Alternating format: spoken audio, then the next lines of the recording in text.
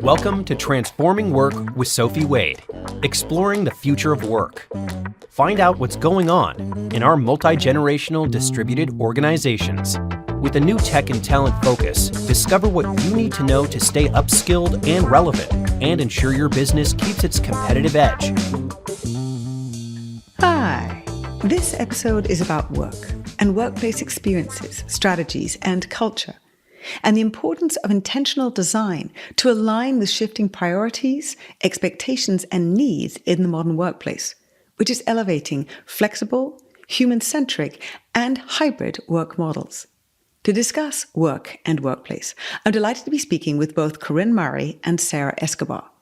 Corinne is Director of Global Workplace Experience Strategy at American Express, and Sara Escobar, who is founder at Wielding Workplace. They are also co-authors of the newly acclaimed book, Work Then Place, Navigating Work and Where It Happens, which assesses the modern workplace ecosystem tailored to each organization's unique attributes and guides leaders' updated workplace strategies. Hi, Sara. Hi, Corinne. How are you? Doing good today. Nice to see you, Sophie. Great to be back. Good to see you, Sophie. It's so great to see you again, Corinne. We spent a lot of time together. Sara, fantastic to meet you for the first time. And I will dive right in. We have so much to cover. Sara, you studied journalism communication, then TV production, I think, but then quickly got into facilities management. How did that evolution happen? I was born and raised in Oregon and studied journalism at University of Oregon. Ended up moving down to LA pretty quickly after I graduated. It was really in search of sunshine. I hear you. I hear you. Yep, you're in London. You know what I'm talking about. And moved down to LA because I wanted to be in entertainment. So I got into production and quickly realized that wasn't for me. I've always been the type of person that analyzes how something happens and why you like it and why you don't. And so when I realized that wasn't for me, I made the transition over to Hulu and was fortunate enough to be hired as employee number 2, where I got to kind of see the transition of a startup to an actual company to a successful company. So Hulu's had an extraordinary number of resets, pivots. How did you, going to Hulu as employee number 2, then with the different hats you start wearing, how did you end up in workplace and experience? I was very fortunate that Hulu truly prioritized the employee experience as part of its differentiating factor of how the company ran. And we didn't have anyone that was overseeing employee experience. So I actually was fortunate to put together a presentation for the CEO, Jason Kyler, and said, look, I think we need to focus on this. And this was back in the early 2000s when workplace experience wasn't really a thing yet. So I got to create it within Hulu, and kind of the only company really doing workplace experience was Google at the time, but they were giving everyone everything, and it was starting to come out that they were doing that to keep people there longer hours. And that wasn't the goal at Hulu. So I had the opportunity to create workplace experience and how we ran the culture. Interesting. And in parallel, Corinne, you studied religion and philosophy and then had a sort of interesting evolution. You had evolved through some real estate to WeWork. Is that right? I studied religions in college and philosophy, and then out of graduation, I went straight to CBRE to do market research. Then I, tested out a bunch of little disciplines within the company. I did brokerage for a little while, corporate accounts. Then I was doing workplace strategy at American Express, hopscotch to Gensler for a little while, and then I landed at WeWork, which is where I really was digging into the research and development side of what are we building? How is it measurably influencing people's ability to, one, experience good company culture, productivity, like all these things that are core principles of what being at work is in the 21st century. Talking about culture, because I think, Hulu's had an interesting culture. You also spent some time, Sara, at Netflix. which also has had some very interesting emphasis on culture, particularly for a media company. So I'd love to hear both of you in terms of the aspects of culture, because that is where the employee experience and workplace strategy really start overlapping in a strong way. I'll go to the big idea. The companies that I've worked with where the culture has been truly wonderful and truly driven forward the company's mission is where that culture is intentional. Mm-hmm. And I think that that's a hard thing to focus on, right? Because culture does take on a mind of its own as well if you don't put a lot of intention towards it. And so I think Hulu had a very intentional collaborative company culture. Netflix had a very intentional, more competitive company culture. It's all about intention. And the book really highlights that, right? About thinking through the intention of who you want to be, why you want to drive forward with any specific strategy.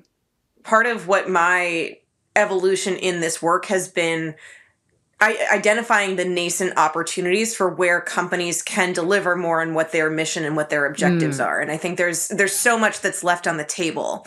Using American Express as an example, it has an amazing culture because of the benefits that it gives people and the way that it exists in the financial services ecosystem as it's not hardcore the way that a JP Morgan or a Goldman Sachs might be. It draws people that are part of that field, interested in that kind of work, but have more work-life balance. It's a place that has decade-long tenured people, and that's something that they're very proud of, which in 2025 is an increasing rarity.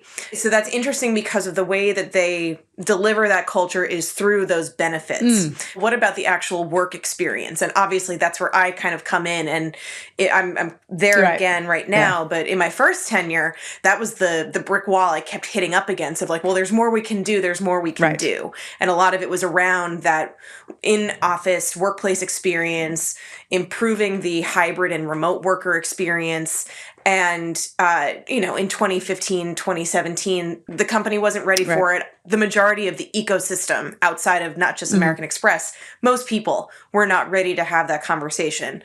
Now in 2025, there is more readiness to think about what is the day-to-day sort of user experience and user journey of being an employee at an organization. That thesis of mine really, really solidified while I was at WeWork because we were selling that as a product. The whole principle has been, how do we make that user journey of work seamless where it can be and should be? And I love that employees are the ones that have driven that for us to be forced to have that conversation around the employee experience, around the culture that we weren't ready for prior to COVID, and now is just part of the conversation and has to be. It seems to be such a new conversation for everybody else who actually had people designing their new workplaces to actually consider the flow of work. And activity-based working is almost 40 years old now. Prior to the pandemic, there were situations where people were being very intentional about how to design for work and workflow and architects recognizing that people weren't at their cubicles because they had to go and find some place in the cafeteria or in the conference room to be working together because work was already changing. Knowledge work, which wasn't factory work, it wasn't a production line, we needed to be thinking about how we were working differently because there was some movement before that. And then it sort of hit the wall in good and bad ways with the pandemic because you were really in this and can actually give us the reality check of where we were. It's such a great question. I think this is actually one of the fault lines in this discussion is because the A&D world, the architects and the designers are saying, we've been doing this. We've been trying to say this. The limitations of most of those people, though, are they're only brought in for these major projects, which happen every 7 to 10 years. And so there's only so much time that their knowledge base can get transmitted to a client and then have it stick. And so impactful hands-on client relationships is one piece. And then the other piece is really thinking about where does real estate tend to sit within an organization? Okay. In most cases, real estate still sits in sort of like a gopher relationship to the rest of the business, which is like, we need this, you go get it for us. Thinking about how that wisdom gets diluted by the time it gets to the And it's function users. specific and time period specific without actually being integrated and infused. Okay. Yes. And then it's not ongoing. Right. You know, the lack of, continuity by the structure of how we finance things and all that. Those are like the key factors to why this, previously niche area of inquiry is now kind of popping up in other places, and some people are pulling out their hair being like, we've been saying this. Right. Yeah. And I think the key to this is the fact that priorities of employees changed. That too. You had this huge shift in priority change. If you look at the top 5 benefits that people were asking for prior to 2020, work from home wasn't even in it. Flexible remote work wasn't even in it. It's now number 2. There were a lot of people who did work with flexibility because it was desired. There was a lot of it going on, but most of it was under the radar. The priority could well have been there, but people weren't aware. As soon as devices and that the window of vision, which the pandemic sort of opened that window, and then sort of said, well, you can actually work differently. And I think it's 2 things, Sophie. I think it's 1, opening the window of you can actually work differently. And 2, the thing that you're an expert at, empathy, started to become part of the conversation. Yeah. And so leaders realized, I have to insert some of this in.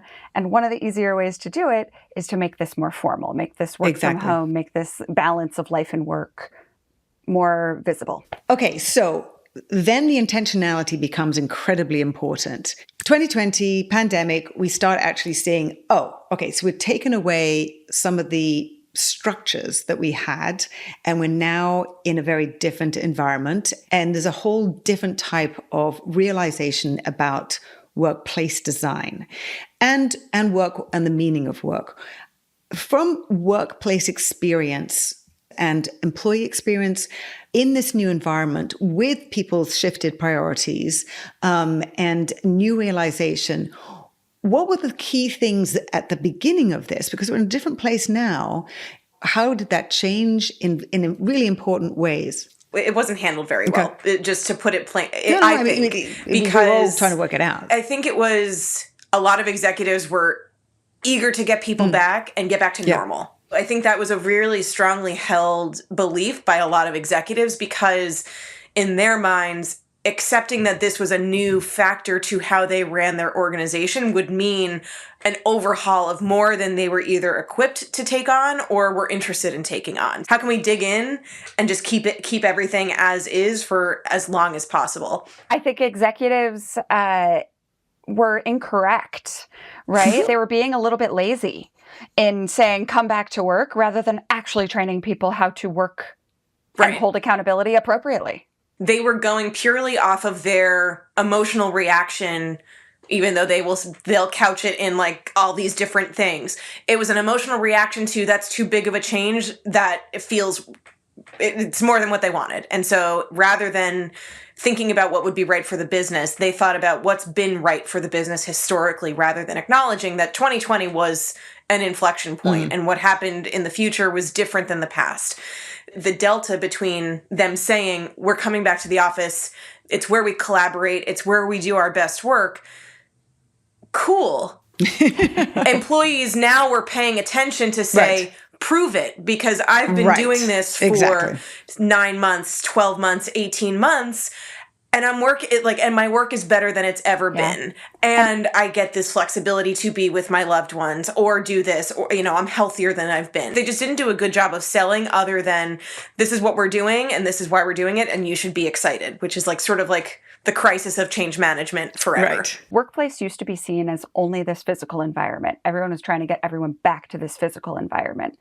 The workplace environment is truly physical, digital, and experiential. And once you say prove it, and you're looking at all three of those environments, you can't prove it's all physical. You just can't. The core of all of this is integrating flexibility, infusing how we're working differently, and location being a function of how we're going to help people do their best work. How did you see that realization, those sort of epiphanies happening at different companies, the realization of work becoming an activity? And then it's all about change and how much we're having to deal with change. And you actually address, so many of these things in your new book, Work, Then Place. Actually, I'm curious as to when you guys met. I'm sure there were lots of light bulbs and sparks went off when you did. And what then sort of catalyzed you to write this book focusing on this very issue? It was like spring of 2021 at like 10 a.m. on a Tuesday, like on the Zoom call, and Sara is there. A couple of other mutual friends are there.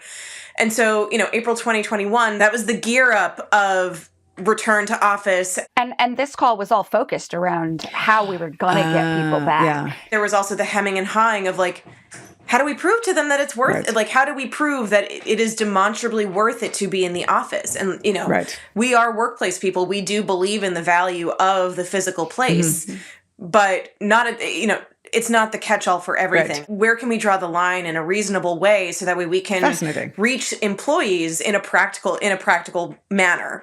My philosophy was completely at odds with the company that I was working with. So I was, so happy to be meeting people who were really trying to approach this with nuance. I was probably coming in hot about just like, it's not just about where the butts are. Like, we need to make sure that the work is what's being supported. The work is what makes the business money. Right. How do we make sure that we're facilitating that best? If anything I remember from that time, it was Corinne coming in hot, which I loved. Absolutely. That does not surprise me. No. Corinne coming in hot? Never. I'm a lady of few opinions, guys. So at that exact same time, I was actually leaving working within a company and starting my own consultancy. And I saw the need for a consultancy because I had worked with Netflix to try and figure out how we were going to design a new workplace strategy that enabled them to work effectively virtually, and realized that there are a lot of companies trying to figure out how to do this right now. And so I started a consultancy doing exactly that, and had this unique opportunity to very quickly take on a bunch of clients and help them develop their workplace strategies for the new world of work. And some were trying to get everyone back. Some were trying to figure out a good hybrid model. Some were going fully virtual because they saw a lot of opportunity in that. And I started writing this book and realized that I write like a textbook. Like, it's kind of boring to read. I'm not going to lie. And I got literally the outline of the book done and went, oh my God, I can't publish this. So if I'm being honest, I went, oh my God, I can't publish this. And I had been trying to figure out a way to work with Corinne. I mean, I think that we had 4 or 5 different meetups with other people and friends in the industry, figuring out how we could make something meaningful, and eventually reached out to her and another friend and said, hey, will you come in as my co-authors? Got it. And they agreed, and the book has completely transformed. So the book is called Work, Then Place. It is, oh my gosh, it is so packed. It's not something you can flip through. It's not something you can read in a couple of days. Very much packed with research, highly referenced, with so many people's work and theories, and so that one can look at context, see all the different elements that are in there. And so for this point, I'll just sort of touch on productivity. We're looking at how people are understanding productivity, which was, fine when it was producing widgets in a factory. Knowledge worker productivity is a gnarly issue. You and I have talked about this before. And actually in the book, you reference Advanced Workplace Associates, AWA, who have done some really interesting work on productivity. And there are 6 factors in there. And one of the 6 factors is trust. So understanding that trust is not in a good state right now. And that was really shown through the pandemic that, there was a lot more trust, there was a lot of empathy, there was, a lot of connection. And then with the return to office mandates, with all kinds of things which have not been helping the employer-employee dynamic, let's just sort of think about productivity because it does become an issue. And if you're coming up with a workplace strategy, I know that that's what clients of yours are thinking about and how are they coming at it and how people could be thinking about it differently.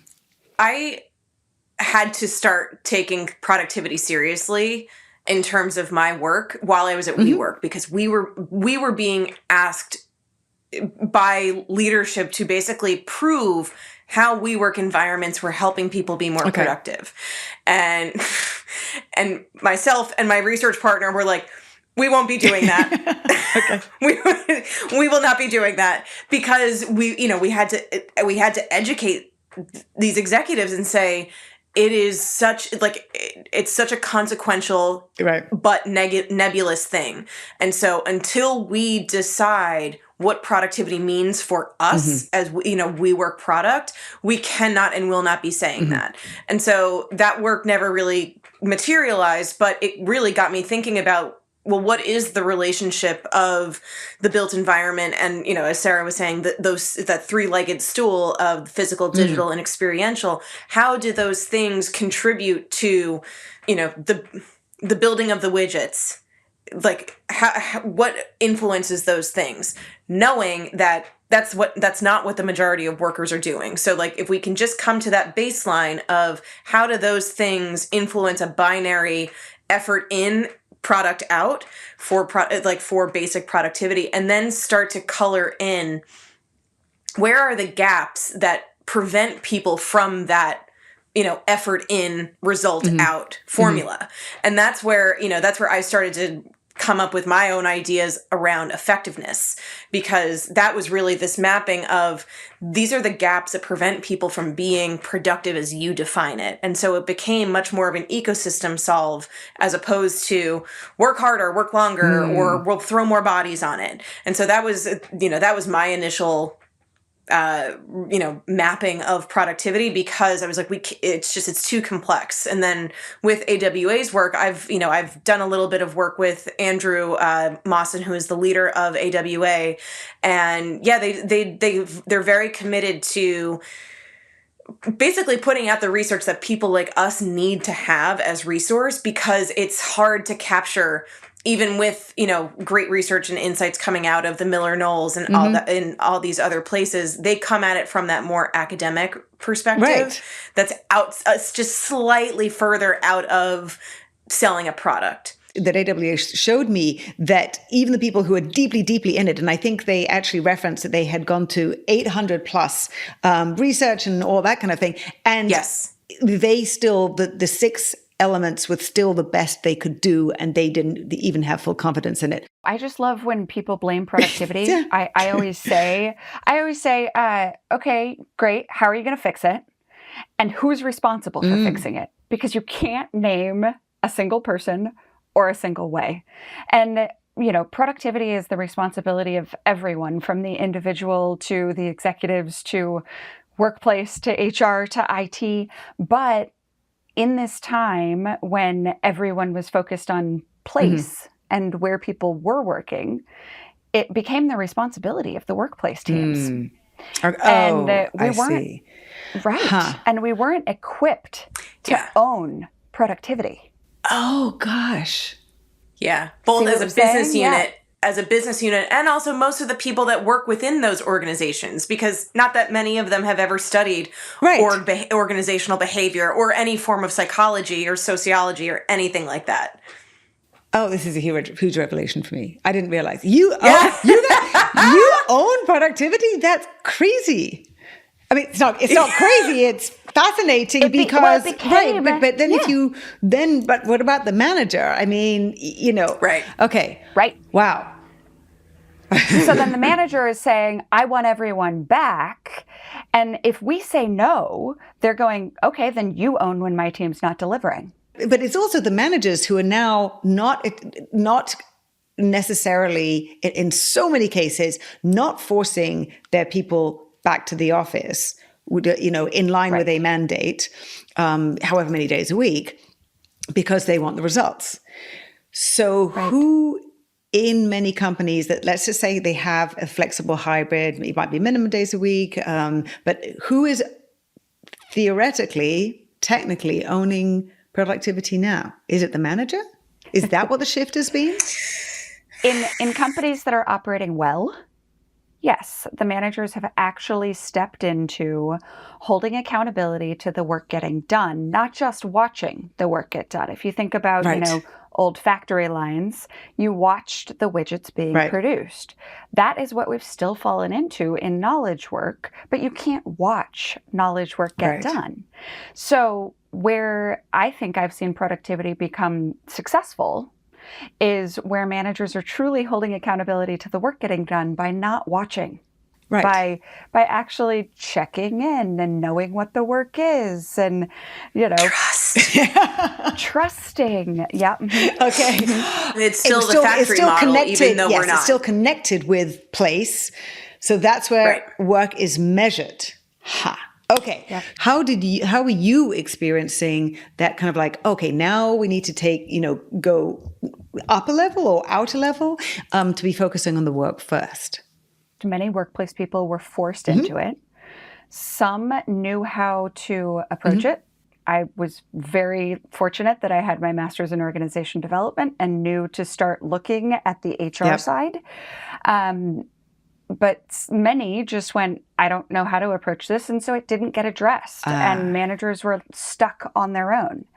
But I think Corinne and I were able to step back and say, this is a partnership between workplace, HR, and IT to figure out how we shift the focus of how productivity happens. And workplace can't do it alone because technically, at this point, even today, we're still in charge of the places, physical, digital, and experiential, not the performance of employees. So we have to partner with the HR. remit isn't big. The remit isn't big enough. No. You're still responsible for digital, physical, and employee experience? In some organizations. I mean, Twilio, Noel McNulty, he's definitely employee experience and workplace. So there are lots of organizations which have the employee experience and workplace experience together. Yes, there are lots of organizations that have them together, but the remit will always be, if you're a workplace team, physical first. Sure. And so when you have a remit of physical first that is directly against the overarching drive towards flexibility and hybrid, you're going to have to figure out how to balance that with all of the other remits that are coming out of support and that organizations. That makes your job very super complex. Super complex without the inputs and knowledge base and experience that you need. So that's a whole skill shift, and hiring different people or upskilling people with different skills, or obviously integrating, which Corinne and I have talked a lot about. HR and FM, workplace work very closely together, and then of course bringing IT in as well, because that's with the digital experience, which generally report to 3 different areas of the organization too. So their overarching goals are different. If you haven't designed against true North Stars and what and why we do what we do. Right. I think the other thing too is we want to have that, that triumvirate of, HR, FM, and IT, or, workplace, IT, and HR or people teams that's sort of like the operating system. That's the platform on which all these managers, all these people leaders, and business leaders are able to function from. So rather than it being this like thing that's over on the side and you pull at it, in an ad hoc basis, the need for it has become increasingly obvious to the average employee. So much of the progress awareness that has gained over the past 5-6 years is purely just because employees they know what to look for in a way that they might not have in 2019. So, we have a more educated workforce on what it is to be a workforce. Sometimes there's like a shadow with how digital is treated in that it's still physical first, like Sara was saying. So like, yes, there are digital tools, but they're in the office. Like, your meeting rooms are, Zoom enabled or, just video conference enabled. In unskilled, uninterested hands, digital can just be limited to what's, smart building. It's a more narrow look at what digital workplace is, as opposed to it's that plus, what are the tools people are using regardless of where they are. So that's the expansion that I think needs to happen within most organizations. And the other piece too is, and Brian Elliott specifically talks a lot about this, of ways of working, having team agreements that build that trust. So managers understand the role that they play in the accountability for productivity. It's because they're really scoping it out and working with their teams to achieve it. So they have the sort of backing of HRF MIT, but they also have the tools of like, listen, this is as a leader, this is how you lead. This is how you get from point A to point B to point C. And all of those things, I think, tie back to what we were talking about with trust. That's how trust is built. It's not give more snacks or throw a cooler party or, have all the swag. It's about enablement, because when you enable people, that means you are trusting them to do a thing. Slowly but surely, leaders are getting there. The office was not the culture, and that wasn't that, we tried real hard. I know you guys. I know you did. Hey, I worked at WeWork. I know you did, but there have been so many leaders who said people have to come back into the office because we had an office-based culture. It was Alison Vent from Dropbox who said we had very much an office-centric culture pre-pandemic, and then we decided to go to virtual first, and had to take steps to understand our culture and then sort of articulate it differently and then really, really lean into that in order to create a culture that could stand on its own and be reinforced when people were distributed.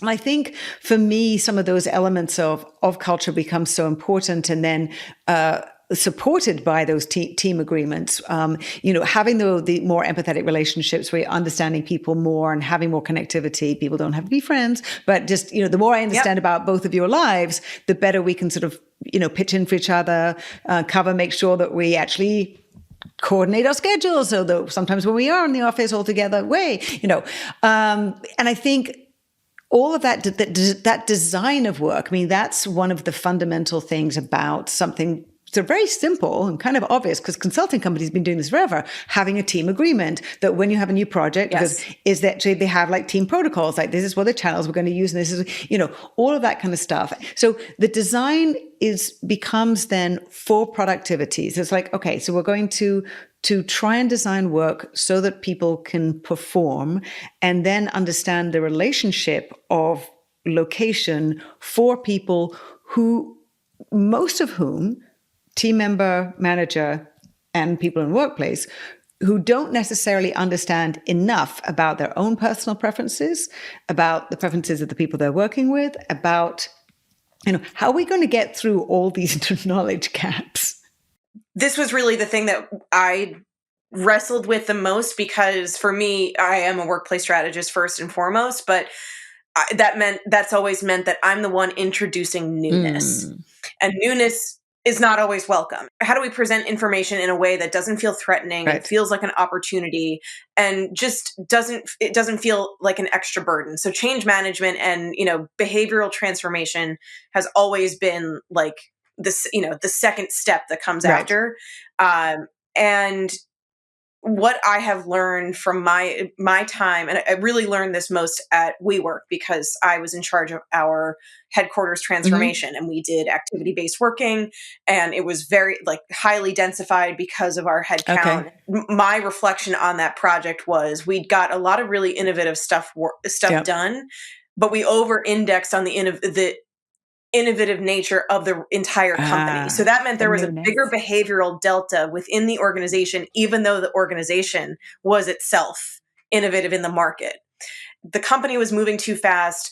There was so much, like people were stressed and everything was very frenetic. And so then to add another huge change to people's plate is where I realized like we need to do this in ways that are easier for people to metabolize, because we as workplace people have to just sort of assume that the day-to-day life of most of the employees that we serve is hectic. And adding a big change to it is going to make them shut down in one way or another. And so our dance is to always figure out how do we sort of sneak under that radar, Right. Truly, and figure out how do we sort of piecemeal to get to our destination, as opposed to boom, next week we're doing this thing. And that's really what we focus on in the book, is take it down to the smallest possible change you can and try and implement that, because it makes the change easier. Yeah. There are a ton of people you have to get on board with any change to make it actually take hold. And the smaller the change, the easier it is to get people on board with it, because it's going to impact their reality less obtrusively. And yet, at the same time, this is a systems change. You do talk about, the systems aspect of this, the fact that this is where we are. This is all integrated together, not just those three departments, functions. All of this is working together. And you talk about evolutionary capacity, which it's a great phrase. So how, from an incremental basis, to make it digestible, to make it not threatening and feel doable, how at the same time are you in the book and, in your work, helping companies and their workforces, and leaders too, not feel overwhelmed and be able to deal with that change? I think many people just get overwhelmed by the sheer number of options that are available to all of us every day. And with AI, it's even wider, right? The things you couldn't even think of, the computer will think of for you now. And so leading them through the path of options and getting them to pick one, not a huge, massive systemic change that's trying to make people behave differently, which, by the way, behavioral change is the hardest change to implement. And it takes more than 90 days. Really? Way more. But the little things that they can do that prompt that behavior change, not tell people to do behavior change. It requires you doing your homework, or like understanding like what are the things that we could change and plotting them. I'm a very big advocate for just like plotting it against that effort versus impact kind of matrix. It's easy, and you get to decide what are the things that have high impact but are low effort, because that means that, that's where you go first. Go where the path of least resistance is and build from there. And the other benefit of this approach is this is also the gauntlet where trust gets built, because, Sophie, you and I have talked a lot about the nature of burnout and how it's really rooted in this sense of just helplessness of like, I'm overwhelmed by the intensity of this. All of this is so much, and there's no way out, and there's no viable path for change. I just want to highlight on that the high impact, low effort is for the user. Yes. Not for the person making the change. Right. It could be as little as like, we don't have meetings on Fridays. Or the meeting room has an entirely new conference system that thinks for you, right? That's going to be really hard to implement from the person trying to put it in place. But in theory, that's going to be a whole heck of a lot easier for the user. High impact, low effort. And how does one deal with incredibly uneven distribution?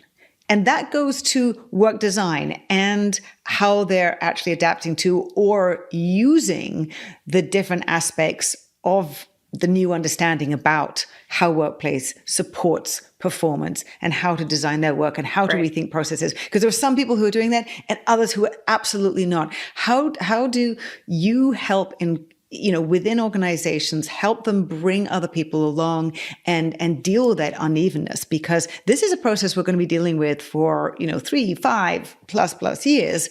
And, it's going to be very messy, particularly because of the unevenness. 3 or 5 plus years on this problem. I think Don't tell everybody. decades. Sarah, we don't borrow trouble in this house. I know. We It's have to actually it's yeah. This is actually something that is part of my remit at American Express now is how do we build ubiquity where we can? Because obviously there are always going to be pockets of difference. The way that Gurgaon operates is very different than New York City and Hong Kong and so on and so forth. So there's always going to be global difference, regional difference, locality difference, and then also worker difference. Are you a technologist or are you a knowledge worker? Are you, a customer service customer service employee? So there's always going to be those variations. And it's so funny because this is not new. No. Right? If you think about it, you had regional offices prior to all of this, and we were just ignoring them. So it's actually a great thing that we're addressing this issue. This is where I'm at, which is, it's part of why I took this job, because it's such a huge opportunity to right size, for American Express. What are we saying as a brand that is guaranteed to our workers, regardless of who you are, where you are? Yep. And just defining what that is. And so that's a big task in and of itself. And then figuring out how that relates to the built environment, how that relates to the digital, and then working with partners, around the organization for what does that mean from an experiential and from we call our employees colleagues, from a colleague experience perspective. Okay. It's never a perfect science. And this is really, something that I've been talking a lot about recently, because when people hear standard, they think fixed and rigid. And, and understood that's typically how standards have been treated. My personal philosophy is that standards are meant to be not a species level, but a genus level. So we're talking too specifically about it needs to be this thing. And I really think it just needs to be this kind of thing. Yeah. So I go to principles rather than. Yeah. I go to the animal kingdom. But the reason being is there's more room for interpretation. So the standards aren't, they're New York centric and they don't make sense for Tokyo. And we try and bring it down and simplify it for people, for all the considerations that people should take into place as they're making these massive changes, and which are hopefully broken down into a bunch of little changes. And we developed something called the DAISY, which is kind of all the different people and inputs that you should be taking in as you're going through this. And we develop, obviously, the work then place process. And we tried to do it in a way that made it applicable not only for this problem, but for the future problems. Yeah. Because we know they're going to change and the considerations should still be there. What was one thing that really was an epiphany that you had about something that you hadn't thought about as you're going into all this research? You didn't realize how that came about or something. You'd read a long time ago and it just suddenly clicks. Corinne and I were very lucky that we have two very different ways of thinking and digesting information. So we learned a ton from each other. I'll let you go first, Corinne, but go ahead. Yeah. How do I validate this thing that I just know? Yeah. It was a lot of in many ways, it was us needing to find external validation, not for ourselves, but for the purpose of the book, of things we just knew. We've done this, or we've seen this, or we just have this hunch that this stuff didn't work, but this would. And so it was a lot of that journey. And it was really for me, it was around spending time learning more about knowledge workers and the evolution of knowledge workers. Peter Drucker came up with the term in the 50s or 60s. So, it's not new. And yet we, just from a socioeconomic and class-driven conversation, it was so fascinating to see how this knowledge worker was held on such a pedestal.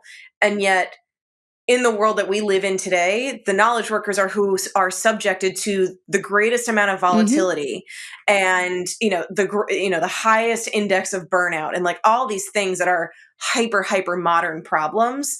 And so, just looking at it from sort of a survey perspective was really fascinating and, deepened my drive to really work towards solving angles of this problem as much as possible, because there are going to be more and more knowledge workers over the course of the rest of our lifetimes. That's where the work is evolving toward.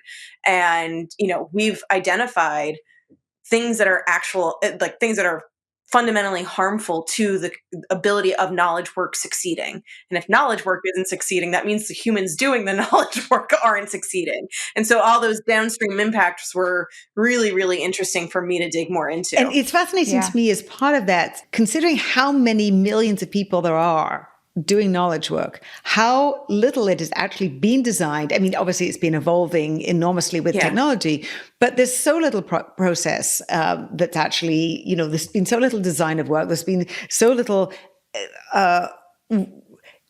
depth of understanding of knowledge work. It's extraordinary to me. That was the thing that really struck me the most, is that there's still this very positive bias towards knowledge work, in that knowledge work is the pinnacle. You've done it. You're in the big office. So it's, it still has this bias of being like, oh, well, you're in the shiny big office building. You've got it made. Agreed. And, comparative to hard labor, yes, like your body doesn't get broken down quite in the same way as if you're a construction worker, or if you're, you're doing something really, physically intensive. The downside of that, though, which we are learning through the consequences of burnout in knowledge workers, is that your body knows the limit. Your body is done when it's done. And your mind as well. Your mind is like completely blown by trying to deal with all this change at the same time. Yeah. You go home and you're exhausted. Right. Yeah. Part of it is like we as a people don't necessarily know the signals yet of like when we've sort of hit the point of no return. We have to learn this. It won't always be this way. But right now we are still in this education gap of knowing when, cognitively we're toast. Yeah. And so like, for me, it was the dissonance of that was so interesting, because we still are kind of operating from this mindset of, oh, well, you're an office worker, you go up in your suit and tie, and like that's, but work has changed dramatically, much faster paced, all of that. Yeah. And so that there hasn't been enough realization, I don't think, about how incredibly much that has changed. And therefore the bar has been raised that these knowledge workers have to deal with. I think that, you guys are both talking about how there's not a whole lot of research into knowledge work. I think the biggest epiphany for me is we can apply research that was in other places really easily. Very good point. And I think that there's a really good one in the book that Corinne brought to us that is around the gardener and the carpenter. Yes. And it's Alison Gopnik's work from 2016. And the gardener and the carpenter was about the relationship between parents and children. But I, in working in this knowledge work industry for 20 some odd years, have always been like, gosh, how could executives not see that what they're designing can't be executed? And guess what? Carpenter and Gardener exactly explains it.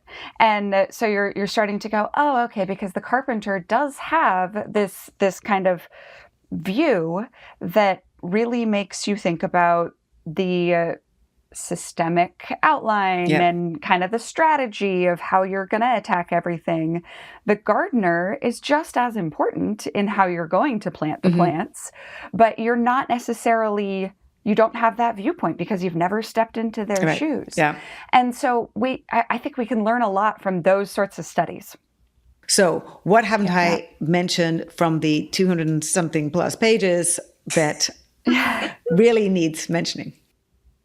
Yeah, I think it's the thing many of us are thinking about right now, which is AI and how it affects our world and how this book addresses it. Okay. We don't specifically address AI in the book, but what we do address is stepping into your humanness and what you bring as a human to the conversation. Because there is a lot that AI is going to take over. And I think, honestly, it's a good thing. We don't need to be doing repeatable tasks as much. We don't need to be researching for an hour to figure out how to build something. AI can do that for us. But I do think this is a class in stepping into your humanness. Thank you. Yeah. I think the one thing that I find the most important about the process that we've built is we default to audit and augmentation before we go into building new. Okay. And part of the reason why that's important is pace. Things are changing so quickly. Sara mentions AI, like we're on a pretty quick conveyor belt right now. And so rather than just assuming burn it all down and start from scratch, keep what work. There are always going to be things that work or can be tweaked to work as opposed to starting from zero. And that is not always something that, when organizations are approaching change, they are looking for reset buttons. And so, building that capacity to, yes, you need change, figure out what already exists and can be, borrowed or implemented, and then do the big change for the rest of the stuff. So I think that's, it's an underutilized muscle in most organizations, but I think because of the pace of change, we need to take it more seriously and lean more into it. When performance, and particularly productivity, has been associated with the workplace to the degree that I now understand it has, how do you advise companies to help people make that shift? Should it be some of the workplace people who, whoever in that group is interested to be the one who's championing, who's catalyzing it, and working with managers to help them? Like, how does this work? There are so many different elements that and different ways it could be done. Where you have seen it happen most easily, and of course, particularly to the dynamics of that company or the relationships people have. But I'm just curious if you have any sort of more general advice, having been through the process of writing the book. It is definitely contextual. It does depend on the organization. It needs executive sponsorship, not just executive buy-in and, we deem this as appropriate. Like, there does need to be executive involvement to say this is important. Right. Because if you're not getting that from the top, it allows people, whether they should or shouldn't, to put it to the side and say, the real estate team who does, this cost center to my revenue center is not going to tell me how to do my business. So there does need to be some sort of executive that says change is needed. We need to start scoping out how. These are our partners in figuring out where to start. And so putting enablement teams like an HR group, like a workplace group or an IT group in the position to say, this is our expertise. You tell us what's going on, and then we'll start, it's like an internal consulting group, right? And basically be that intermediary to say, business need, enablement reality. How do we build the bridge toward one another? That would be, and I think that's the general relationship. There does need to be executive authorization and partnership, and then there are the doers, and who those doers are what vary company to company. Maybe you have an internal consulting group that's outside of those partners, who is then, that builds like a different sort of COE, and they are the actual go-betweens. But, it can get designed in all sorts of different ways.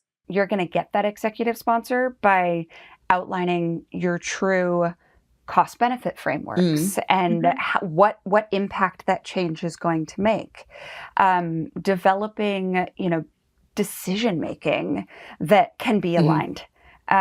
Because you may have that executive sponsor, but you don't want to have to go to them every time you need a decision made. You have to be able to get into their head and truly understand how you're making those decisions, or rather than get into their head, influence what's in their head and how they should be making the decisions that, ultimately are going to be made around this. Because I think often anyone that's going to be a champion for change is going to have their own lens, for sure, of how that change should happen.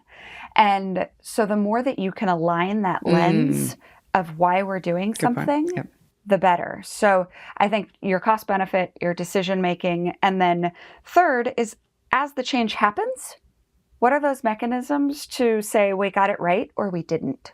Yeah. What are your your feedback mechanisms that allow you to not just listen to the loudest voice in the room or the executive sitting at the top of the food chain, but to say, is this truly making a difference? And so I think those are the things that I focus on most when I'm leading companies through, because it's so easy to get stuck in one person's way or one decision or whatever, and not take in your full view of what's going on. I think the other thing too to this is not every organization is going to be ready for this. There might be pockets of readiness, and it might be okay to just exploit those. Like keep working within those. And so, sort of going back to what I had said about like, how do we create change that sort of flies under the radar of, people being overstimulated or just like shutting down. So like kind of operating in that same model of like, where are pockets of willingness, and just continue to refine and build within them. And then from a retrospective, you can create that case for, we've been doing X, Y, and Z things with these organizations for this reason, and it's delivered this kind of result. Let's, what other types of teams behave this way that we can copy paste or we can augment. Not every organization is going to be ready for that top-down change yet. And so how can it happen somewhere? Yes. But wherever change is going to be happening, it does need to be like moving. Wherever they can cope with it. Then maybe it's a dual effort of like building that persuasive argument for the executive while simultaneously doing this thing.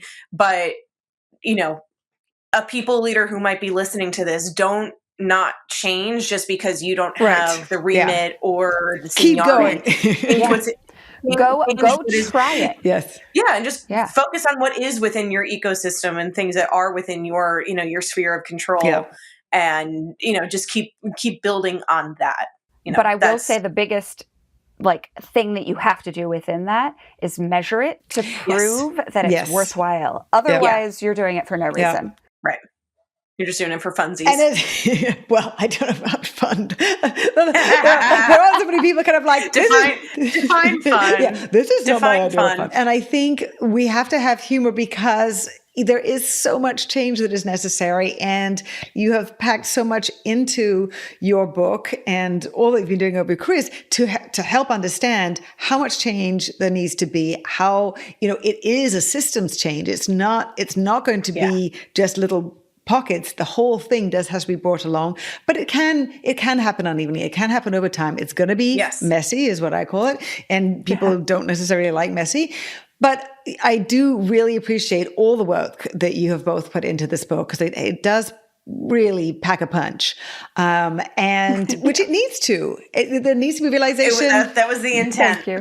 And it does, with lots and lots of very, very practical examples and a process and case studies to really help people sort of understand the value, the direction, and what what they can do tomorrow. So thank you so much for sharing your experiences, data, and the challenges that we have now and into the future, but how we can get through them. So thank you so, so much for everything that you shared today.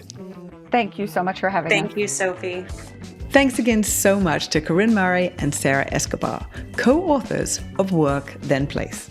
You can find out more about Corinne and Sara on LinkedIn, as well as go to your favorite retailer on and offline to buy their book. Immediate action tip: to shift workplace experiences and outcomes. First, find an executive sponsor. Then clarify why and how the changes should happen, and how to measure progress. How has your team adapted intentionally to design modern work for high performance? My new course, Empowering High-Performing Teams, enables leaders to guide their teams and optimize how they connect, communicate, and collaborate to improve results. Check out modernworklife.co to find out more. If you enjoyed this episode, please like it and share it with a friend. You can also write a quick review wherever you watch or listen. For more curated, useful articles, research, and information, you can follow me on LinkedIn, as well as go and sign up for my newsletter on flexos.work/work-in-progress report. Thanks for watching. See you next time.